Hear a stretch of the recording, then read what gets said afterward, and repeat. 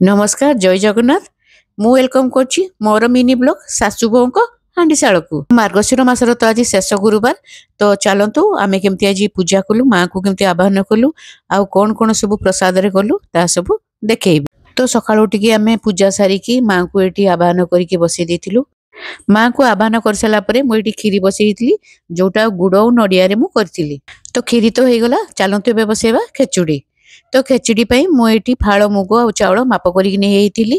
ओ खेचुड़ी करबा आगुरु प्रथमे सेतरे टिके गोटा गरम मसला देई चाउळ दिटको भाजी देइथिली।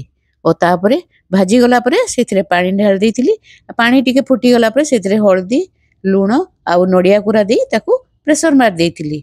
खेचुड़ी भी एठी हे गला रेडी। तो एठी पिठा बनेबा पई मु एठी बिरी नडिया आ चीनी को गोळेई की बिरीर बड़ा पिठा तैयारी करथिली। पिठा गुडी को दुई पट लाल लाल हे गला परे ताकू बाहर करनबा। तो मु एठी पिठा करबा भितरे मेका को कहतली परिया काटिया पई, से एठी परिबा काटिकी रेडी करूची, जोटा की भजा आ घांट हबो। तो सेही भितरे मु बुढ़ा चकुली बसैतिली, जोटा की आसला को रेडी हेइतिला। एठी बुढ़ा चकुली हेइ साला परे एठी कदली आ मूळा को भजा हेइतिला, आ खंबाळ भजा हेइतिला, आउ एठी उठे मिक्स सब रकम मिसिकी तरकारी हेइतिला। एठी सब रकम परिबा भितरे मु एठी टिके कुसला साग पकेइतिली, जोटा की ता टेस्ट को एनहांस करे। देखंतु जेमति मु भोग करी ठाकुरଙ୍କ पाखु नै आसिली, मेघा केमति एठी लुचेई की खाउची।